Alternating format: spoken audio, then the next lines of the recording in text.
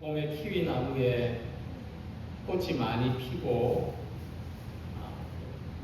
수백 개의 작은 열매들이 달렸었습니다.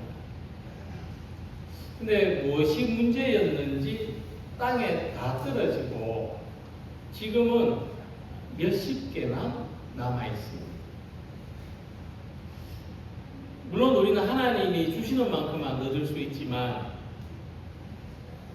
더 자라지 못하고 떨어진 열매들을 볼 때마다 아까운 마음이 들었습니다. 또 그런 만큼 땅에 떨어지지 않고 잘 자라주는 열매들을 볼 때마다 귀하게 생각됩니다. 무더운 여름이 지나고 또 가을이 끝날 무렵에는 우리 모든 성도님들이 새콤달콤한 열매를 맛볼 수 있지 않을까 생각됩니다. 이 넝쿨에 달린 열매도 끝까지 자라야 돼요. 끝까지 자라야 물이 있습니다. 이처럼 우리 사람이나 믿음도 끝까지 자라고 성장해야 열매가 되는 것입니다. 알곡이 됩니다. 오늘 예수님은 하나님 나라를 특별한 방식으로 설명합니다. 하나님의 나라는 밭에서 알곡과 가라지가 함께 자라는 것과 같다는 말씀입니다. 밭에 알곡과 가라지가 함께 자라는 것처럼 세상에는 양면이 존재합니다. 빛이 있으면 어두움이 있고 또 더위가 있으면 추위도 있습니다. 이 두 가지가 함께 존재하는 가운데 세상이 움직이고 또 우리는 그것을 느낄 수가 있습니다. 예를 들어서 저 북극의 백야 현상으로 낮만 계속되는 낮이 6개월, 밤이 6개월 이런 곳에는 하루가 어떻게 가는지 시간이 어떻게 흐르는지 잘 알기가 어려운 근데 우리는 이 두 가지를 다 받아들이는데 어려움이나 불편함을 느낍니다. 어릴 때는 계속 방학만 있었으면 좋겠고 요즘처럼 더운 날에는 1년 내내 선선한 계절만 있으면 좋겠다 생각합니다. 그러나 살아보니까 우리가 원하는 대로만 이루어진 적은 한 번도 없었습니다. 또 앞으로도 그럴 것 같습니다. 삶은 우리가 원하는 대로만 이루어지지 않습니다. 이와 같이 밭에서 일하는 일꾼들도 이 알곡이 자라는 것을 방해하는 가라지를 다 뽑아버리고 싶었습니다. 가라지를 다 뽑아버리면 좋겠다 생각을 합니다. 그래서 종들은 주인에게 말합니다. 우리가 가서 이것을 뽑기를 원하시나이까? 가라지는 알곡들 사이에서 자리를 차지하고 양분을 뺏어가기 때문에 그렇습니다. 근데 주인의 생각은 달랐습니다. 주인은 둘 다 추수 때까지 함께 자라게 두라 하는 것입니다. 근데 이 비유를 우리가 은유로 생각해서 가라지를 악을 비유하는 것으로 보고 알곡을 곡식을 선을 비유하는 것으로 볼 때 함께 자라게 두라는 겁니다. 그러면 이 주인의 말은 하나님이 마치 이 세상에 존재하는 악이나 고통의 문제에 대해서 아무것도 하지 마라. 또 우리가 할 수 있는 게 아무것도 없다. 이렇게 말씀하시는 것처럼 들립니다. 그러면 우리는 이 우리의 삶에 실제적인 고통을 주는 이런 문제들에 현실적인 문제들에 대해서 우리가 어떻게 해야 되느냐 생각할 수밖에 없습니다. 그래서 우리는 이 주인의 말씀을 따른다면 가라지는 가라지대로 자라게 두면서도 알곡이 잘 성장하도록 알곡이 잘 자라는 일에 집중해야 된다는 거예요. 우리 삶의 어려움이나 고통이나 이런 문제들은 그냥 버려두더라도 내가 거기에 질식되지 않도록 내가 그 가운데서도 은혜와 평강을 누리며 살아갈수록 하는 일에 집중해야 된다는 거죠. 그래서 우리가 가라지가 아니라 우리가 알곡이라면 주인이 추수할 때까지 끝까지 자라야 한다는 것입니다. 이 친환경적인 농업을 이야기하는 사람들의 이야기를 들어보면 이 밭에서 요즘은 워낙 이게 농약도 발달해가지고 밭에서 특별한 작물들만 살리고 다른 풀을 다 죽이는 제초제가 있다고 합니다. 또 밭에서 그 해충을 또 다 미리 아예 해충이 자랄 수조차 없도록 미리 싹 죽여버리는 그런 살충제도 있다고 합니다. 근데 친환경적인 농업을 이야기하는 사람들은 이런 것들이 다 부작용이 있다는 이야기를 합니다.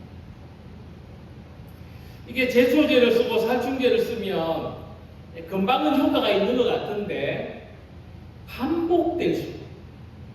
반복해서 사용할수록 이 잡초한테도 내성이 생기고 해충들한테도 내성이 생겨서 점점 더 강한 농약을 쓸 수밖에 없고 나중에는 그것조차도 효력이 없어진다.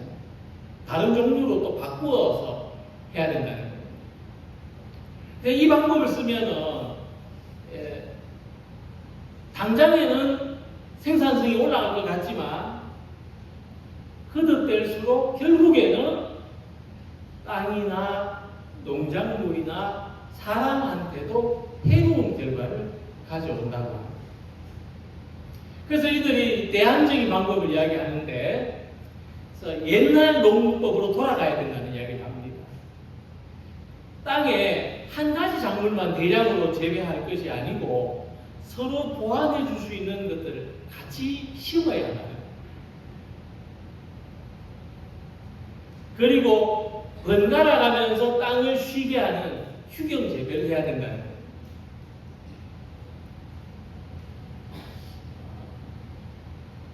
농사 이야기를 잠깐 했지만 우리 삶도 이 잡초나 해충들 가운데서 살아가는 조건이라고 볼 수 있습니다. 그래서 어떤 철학자는 인간을 던져진 존재라고 불렀습니다.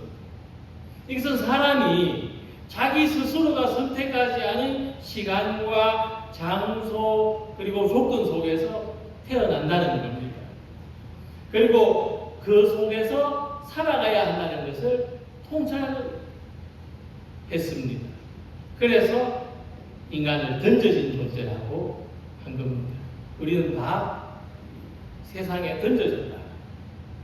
그러니까 세상에는 그 악이나 어떤 질병과 같은 고통, 무질서나 불확실성처럼 이 살기 어려운 조건들이 이미 자리를 잡고 있는데 우리는 그 속에 던져졌고 그 속에서 살아가야 하는 존재라고 하는 것입니다.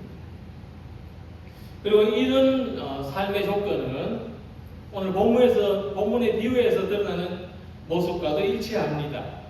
주인이 밭에 좋은 씨를 뿌렸지만 원수가 가라지를 덧뿌리고 갔습니다.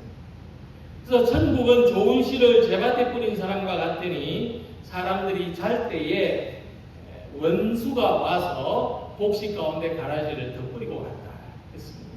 이것은 우리가 모두가 막을 수 없고 제거할 수 없는 조건 속에서 살아가고 있다는 것을 말합니다. 이왕이면 좋은 조건 속에서 살고 싶습니다. 나쁜 조건에서 살고자 하는 사람은 아무도 없을 것입니다. 그러나 우리 인생에는 고통을 주고 불행을 느끼게 하는 원수와 같은 대상이 있다는 것입니다. 또 그것을 우리가 감당할 수 없는 세력으로 존재합니다. 우리는 하나님께서 이런 가라지들을 모두 뽑아주시기를 원하고 있습니다.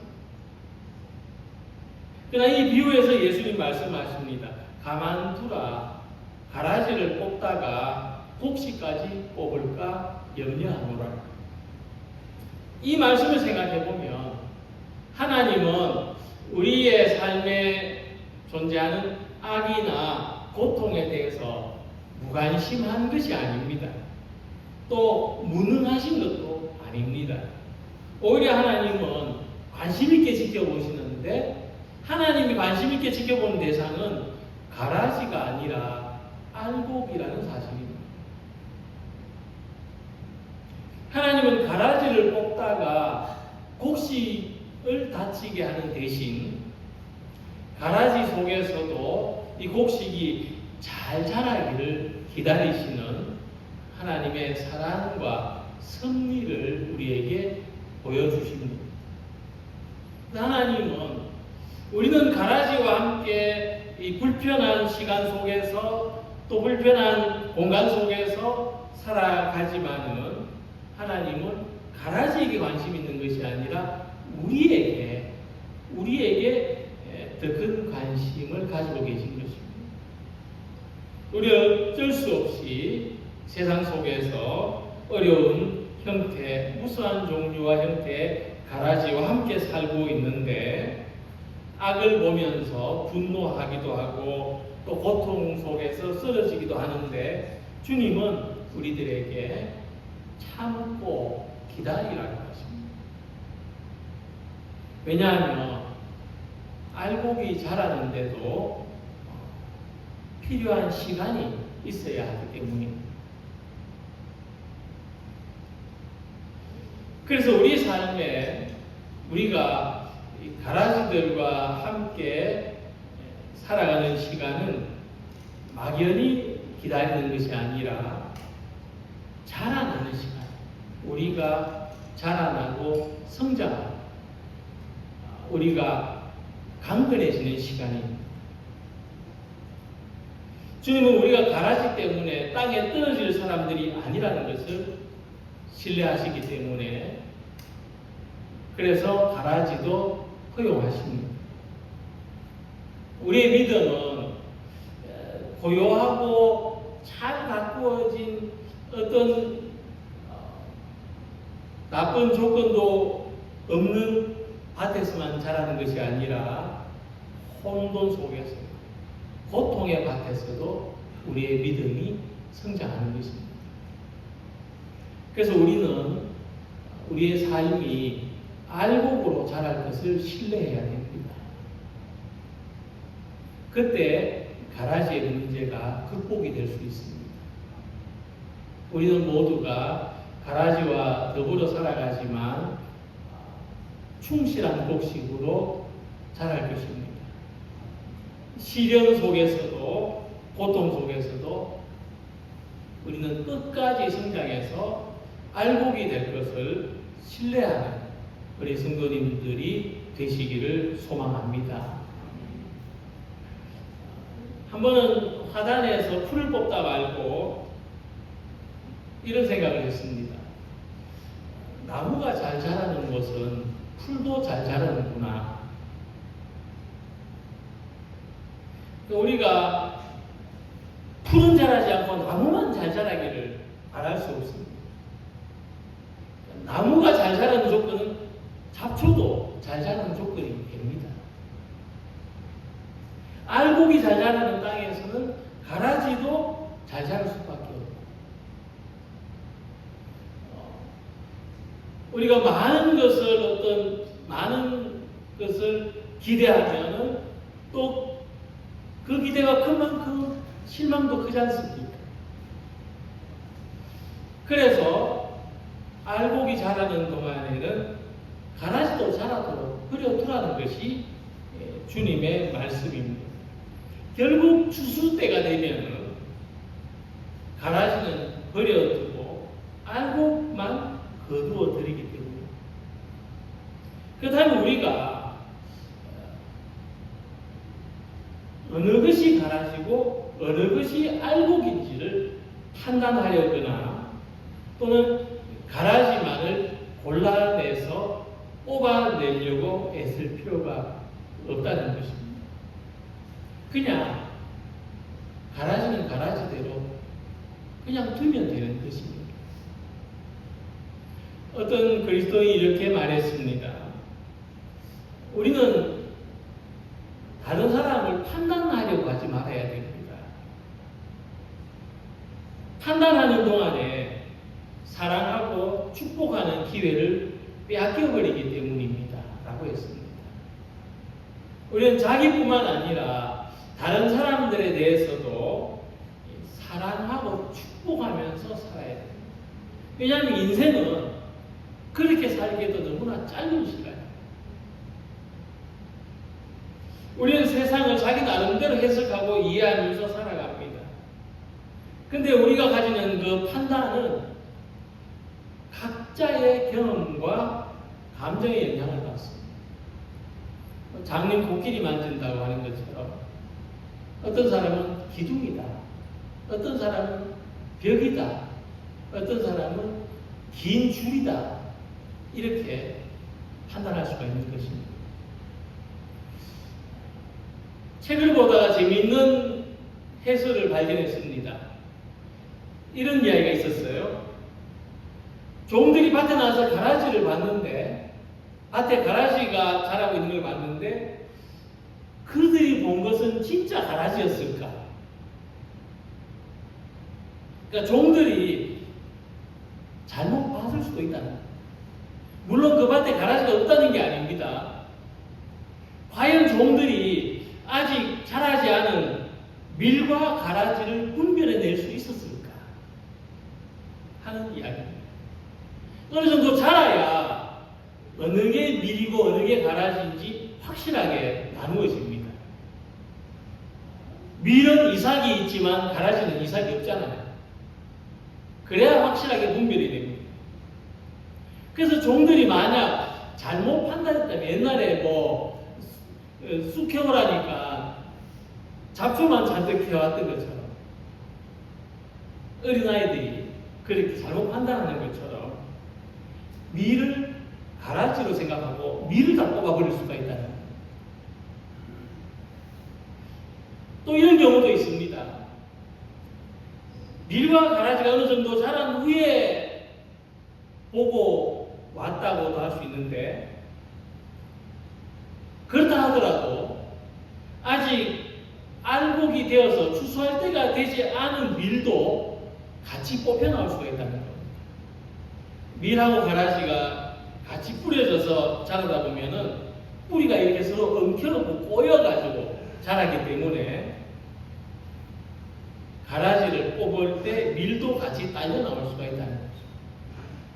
그래서 주인이 가라지를 그냥 두라고 한 것은 가라지를 뽑으려다가 알곡이 상할 것을, 알곡을 잃을 것을 염려해서 말했던 지혜로운 선택입니다. 우리 삶에 존재하는 가라지, 우리가 이것만은 없었으면 하는 그 가라지는 뿌리가 우리 자신과 엉켜 있습니다. 마치 그림자 같은 거죠. 그림자가 없는 인간은 아무도 없습니다. 우리가 피터팬 이야기처럼 그림자가 어디로 가고 있는가에 신경을 쓸 것이 아니고 내가 어디로 가고 있는지를 지켜봐야 합니다.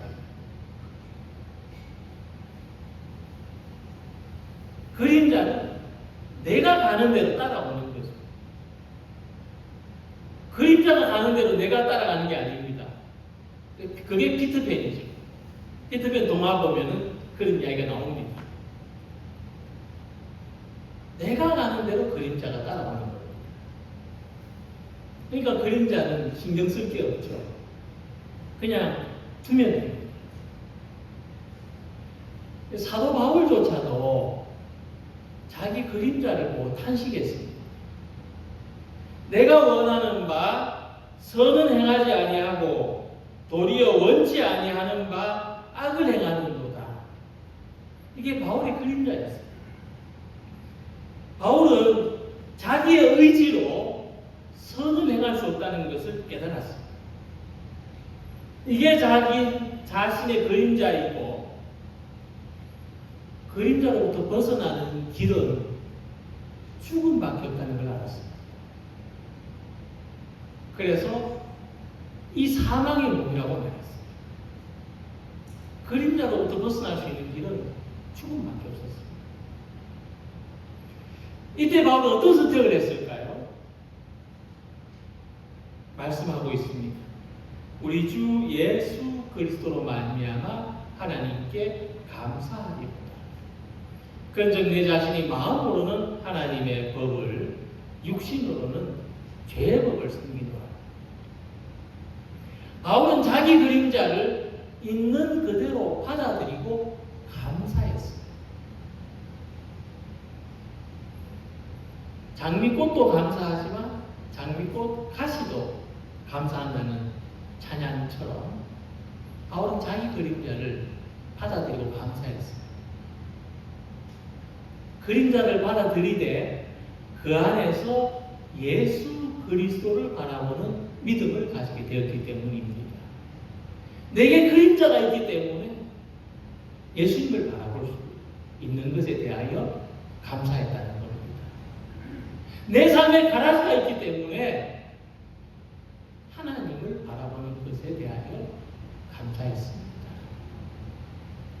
그래서 우리가 이 가라지의 방해를 비집고 나와서 오늘 이렇게 예배하고 이렇게 믿음으로 살아가는 것이 우리가 자기 삶을 사랑하는 방법이고 축복하는 모습입니다. 우리 생명 안에 하나님의 승리가 있습니다. 가라지가 무성한 우리의 삶에 하나님은 사랑의 씨앗을 심으시고 그것을 자라게 하시고 꽃 피우게 하시고 열매 맺게 하신다는 것을 믿으시기 바랍니다. 그래서 하나님의 나라는 오늘도 우리의 마음의 밭에, 우리 가정의 밭에, 교회의 밭에, 세상의 밭에서 이 하나님의 나라가 자라고 있습니다. 그래서 우리는 이 생명을 소중히 여기기 때문에 이 세상에서 가라지를 뽑는 것보다 생명을 돌보는 일에 더 집중해야 돼요. 비판하고 판단하기보다 사랑하고 축복하는 데 더 에너지를 쏟아야 됩니다.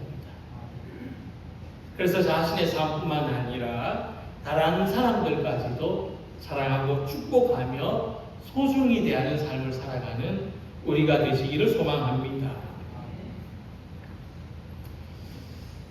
올여름에 계속 덥습니다. 언제 시원해질지 모르겠는데 예상이 안 됩니다. 그게 요즘 더위의 특징입니다.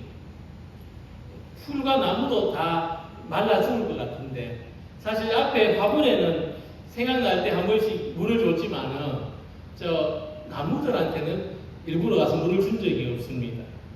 그런데 교회 마당에 어김없이 백일홍이 피어나서 보는 눈을 즐겁게 해줍니다. 아무리 더워도 아무리 추워도 살아있는 나무에서는 꽃이 피는구나. 아무리 더워도 살아있는 나무에서는 꽃이 핍니다. 살아있는 줄기에서는 열매를 맺어요. 오이가 달립니다. 이처럼 가라지가 아무리 많아도 살아있는 이삭에서는 알곡이 결실합니다. 이런 열매를 금지할 법이 없느니라. 살아있는 신앙에서는 성령의 열매가 맺힙니다. 둘 다 추수 때까지 함께 자라게 두라 하는 이 주인의 말씀은 단지 좀 참아라, 좀 견뎌라 이런 말씀이 아니고 너는 알곡이지 않느냐? 너는 알곡이지 않느냐? 너에게는 알곡의 생명이 있지 않느냐? 이 말씀입니다. 곡식의 사명은 끝까지 자라는 거예요. 열매의 사명은 끝까지 자라는 거예요. 가라지를 끝까지 견뎌야 되고 모든 방해를 끝까지 이겨내야 되는 겁니다. 믿음도 끝까지 견뎌서 이기는 겁니다. 믿음의 결국이 뭡니까? 죽음을 이기는 겁니다. 언제까지? 끝까지 이기는 겁니다.